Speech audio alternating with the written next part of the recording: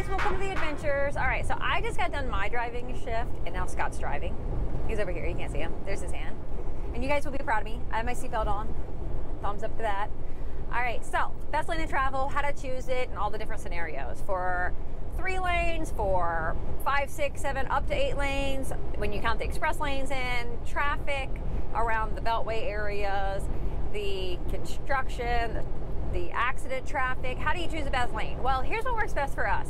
So if it's a 2-lane highway and you just have 2 lanes going your direction, we're gonna pick the right lane. That way we're not the butthead driver holding up traffic, all right? So don't stay in the left lane, all right?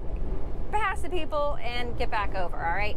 Now, if there's 3 lanes, it doesn't matter if it's construction or if it's just a 3-lane area.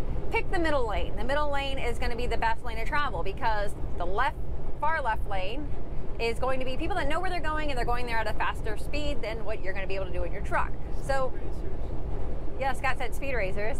So they're going to be in the left lane, and the right lane is going to be people that are getting on and off the highway, constantly merging in and out of traffic, and people that are going to be going a little bit slower.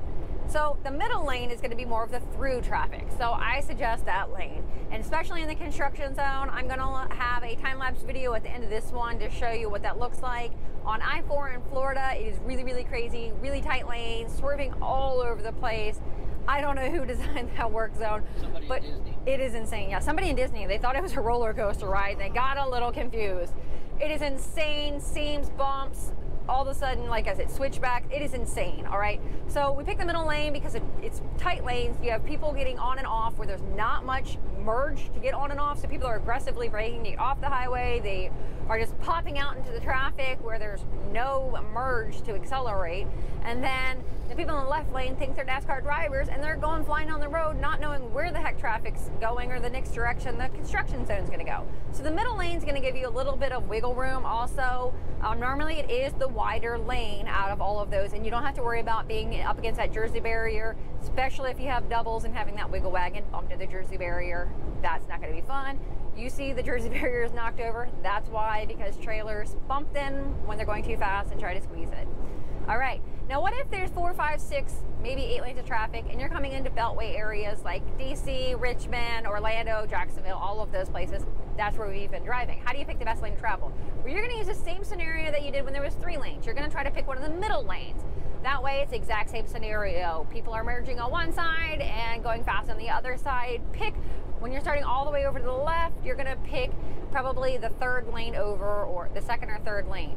Because also that way, when the beltway all of a sudden has all these signs and it has like 6 different ramps just flying off in all directions, and some of them aren't for 2 miles and this one's in a 1/4 mile, and you don't know what the heck you're supposed to be doing, where you're supposed to be going, then you can make a decision quicker when you're in the middle lane, whether you need to veer right, veer left, stay straight, whatever you need to do.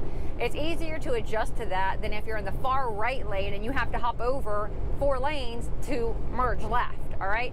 So that's how we choose the lanes to travel for those things. Now, what if there's a traffic accident? You're like, well, how am I gonna know it's a traffic accident? Well, you're gonna turn on your CB.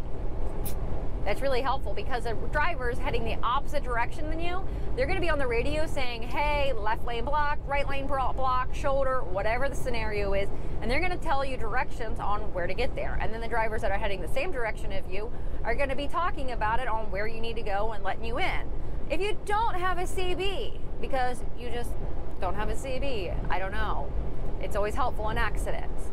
You're gonna watch all the other truck drivers and see which lanes they're getting into because they have their CB on and they know what they're doing because they're trying to avoid the congestion of the accident and trying to get out of the way. So just follow all the other truckers, and hopefully that was helpful. So until next time, enjoy the adventures, stay safe, and have a blessed day. Bye.